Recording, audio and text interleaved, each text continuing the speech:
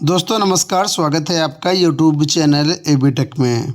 आज है 27 अक्टूबर 2024 और जान लेते हैं आज की महत्वपूर्ण खबरें जो आज के प्रमुख समाचार पत्रों पर छाई हुई हैं और आप लोगों के लिए बहुत ही इम्पोर्टेंट हैं। सबसे पहले यहाँ पर देखिए, लोक सेवा आयोग की पीसीएस और आरओ परीक्षाओं के लिए अपडेट है कि एक दिन की परीक्षा के लिए छात्र एकजुट, निकाला गया कैंडल मार्च। पीसीएस प्रारंभिक परीक्षा एक ही दिन में कराए जाने की मांग को लेकर सैकड़ों अभ्यर्थियों ने शनिवार शाम कैंडल मार्च निकाला। 2 दिन परीक्षा कराए जाने के प्रस्ताव पर अपना विरोध दर्ज कराया। अभ्यर्थियों का दावा है कि 2 दिन परीक्षा कराने पर नॉर्मलाइजेशन होने से भ्रष्टाचार को बढ़ावा मिलेगा। कुछ दिनों पहले अभ्यर्थियों ने इसी मुद्दे पर लोक सेवा आयोग के सामने 6 घंटे तक धरना प्रदर्शन और चक्का जाम किया था। आयोग की तरफ से अभ्यर्थियों को आश्वस्त किया गया था कि जल्द ही परीक्षा का निर्धारण कर लिया जाएगा और अभ्यर्थियों को आयोग के निर्णय से अवगत करा दिया जाएगा।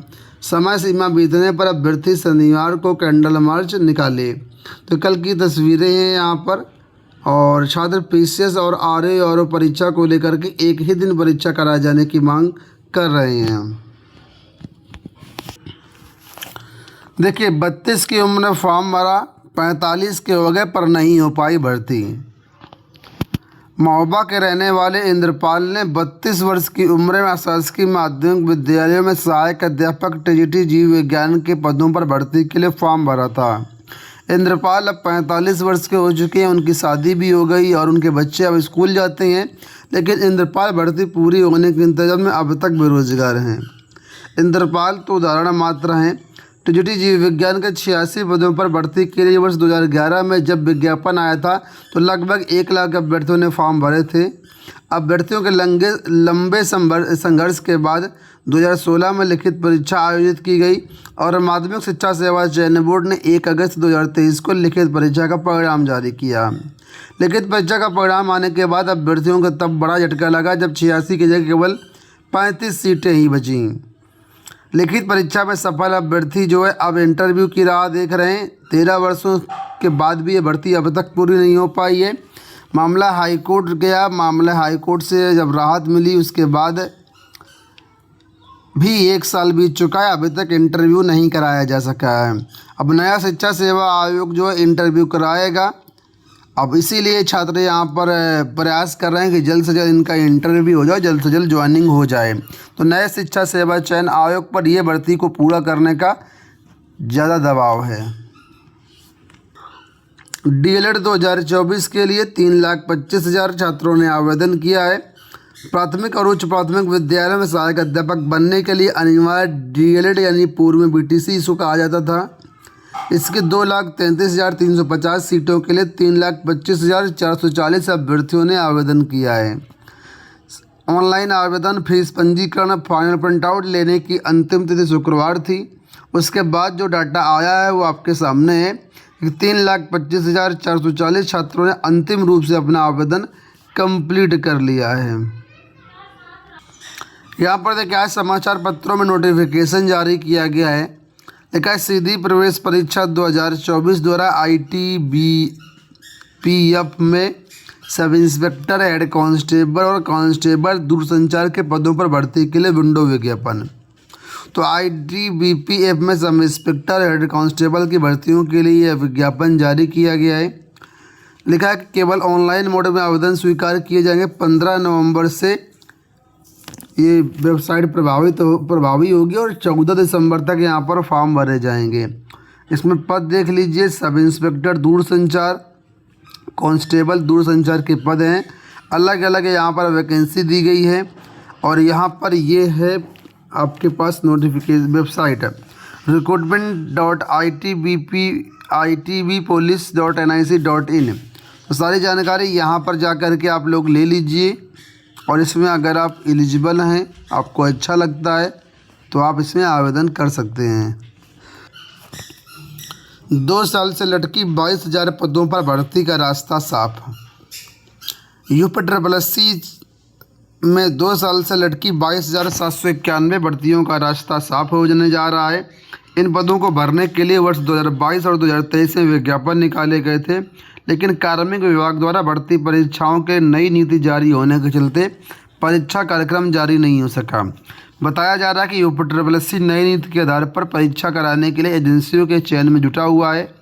ये काम नवंबर तक पूरा हो जाएगा। इसके बाद परीक्षा कार्यक्रम जारी करने की प्रक्रिया शुरू हो जाएगी। तो UPSSC में कौन कौन सी भर्तियों का विज्ञापन निकल चुका है, कितने कितने पद थे, वो यहाँ पर पूरा डेटा आपको दिख रहा होगा। 2022 में कौन कौन से विज्ञापन आए और 2023 में कौन कौन से विज्ञापन आए। तो इनकी अब जल्द परीक्षा कराने के लिए आयोग प्रतिबद्ध है। अगले महीने नवंबर में एजेंसियों काम पूरा होने के बाद इसका परीक्षा कैलेंडर जारी होगा। PM इंटर्नशिप को लेकर के युवाओं में ज़बरदस्त उत्साह। PM इंटर्नशिप प्रोग्राम को लेकर के देश के युवाओं में ज़बरदस्त उत्साह देखने को मिल रहा है। अधिकारियों के मुताबिक इंटर्नशिप करने के लिए पिछले 13 दिनों में 10 लाख से अधिक युवक युवतियों ने आवेदन किया है। हालांकि इसमें 3 से 4 लाख उम्मीदवारों के ही इंटर्नशिप के योग्य पाए जाने की उम्मीद है। इंटर्नशिप के इच्छुक उम्मीदवारों को आवेदन के लिए 12 से 25 अक्टूबर का समय दिया गया था। सबसे अच्छी खास बात यह है कि चयनित उम्मीदवारों को उनके अपने शहर में ही इंटर्नशिप करने का मौका मिल सकता है।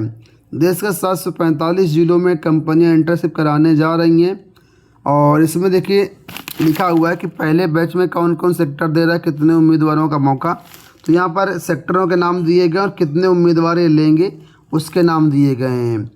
और अवसर के हिसाब से टॉप शहर कौन कौन से, वो यहाँ पर देखिए वैकेंसी वाइज यहाँ पर दिया गया कि यहाँ पर इतने लोग जो हैं मौका मिल सकता है अलग अलग सेक्टर्स में। प्रतियोगी परीक्षाओं के प्रश्न पत्र अब राजकीय प्रिंटिंग प्रेस में छपवाने की कवायद शुरू। भर्ती परीक्षाओं में पेपर लीक घोटाले को बचाने के लिए यहाँ पर जो है अब सरकार प्रयास कर रही है कि जो पेपर होंगे राजकीय प्रिंटिंग प्रेस में छपवाए जाएं। इसके लिए शासन स्तर पर एक उच्च स्तरीय कमेटी बनाई जा रही है जो राजकीय मुद्रणालयों का निरीक्षण कर रिपोर्ट देगी। प्रतियोगी परीक्षाओं को फुलप्रूफ बनाने के लिए हर संभव प्रयास किए जा रहे हैं। अभी प्रश्न पत्र निजी प्रिंटिंग प्रेस में छपवाए जाते हैं। उच्च स्तर पर हुए विचार विमर्श के बाद ये निष्कर्ष निकला कि अगर प्रश्न पत्र राजकीय प्रिंटिंग प्रेस में छपवाए जाएँ तो लीक होने की समस्या को काफ़ी हद तक काबू पाया जा सकता है। यूपी में लखनऊ और प्रयागराज में राजकीय प्रिंटिंग प्रेस हैं। हाल ही में शासन स्तर पर उद्योग, PWD गृह विभाग, उत्तर प्रदेश राज्य लोक सेवा आयोग और UPSSC के अधिकारियों के संयुक्त बैठक हुई जहाँ पर तय किया गया कि प्रश्न पत्र जो राजकीय प्रिंटिंग प्रेस से छपवाए जा सकते हैं। ट्रैकमैनों के 1200 पद खाली, ऐसे तो हो चुकी निगरानी। लखनऊ से अपडेट है, लिखा ट्रैक की निगरानी को लेकर के रेलवे प्रशासन में संजीदगी की कमी नज़र आती है। यही वजह कि 1200 पद खाली हुए पड़े हैं। जो ट्रैकमैन काम भी कर रहे हैं उन्हें सुविधाएं मैसर नहीं हैं। ये हाल तब है जब लगातार रेल मंत्री के समक्ष इस गंभीर मुद्दे को उठाया जाता है। तो लखनऊ जोन में करीब यहाँ पर जो है देखिए 1200 पद खाली हैं। देखा 145 किलोमीटर नया ट्रैक 1 साल में बिछाया गया है और मानक यहाँ पर ये है कि 6 किलोमीटर तक ट्रैक निरीक्षण के लिए 1 कीमैन, 1 ट्रॉली मैन और 13 ट्रैकमैनों की ज़रूरत होती है। फिलहाल उत्तर रेलवे मंडल में 1200 ट्रैकमैनों की ज़रूरत है, जबकि कुल पदों की संख्या 5600 है। इसमें करीब 4400 ट्रैकमैन फिलहाल मौजूद हैं। तो ये हाल केवल उत्तर प्रदेश के लखनऊ जोन का है, बाकी और भी बहुत सारे जोन हैं, तो बहुत ज़्यादा यहाँ पर पद खाली हो सकते हैं। अंत में यहाँ पर देखिए अपडेट है कि 6.25 लाख मिड डे मील रसोइयों को 6 महीने से नहीं मिला मानदेय।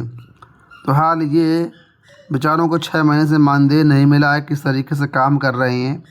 और मानदेय भी इनका बहुत कम है, 2000 रुपये मानदेय मिलता है, वो भी 6-6 महीने दिया नहीं जाता है। तो इस पर ध्यान देना चाहिए गवर्नमेंट को। दोस्तों ये हो गई आज की सारी सूचनाएं। इस वीडियो में इतना ही, धन्यवाद।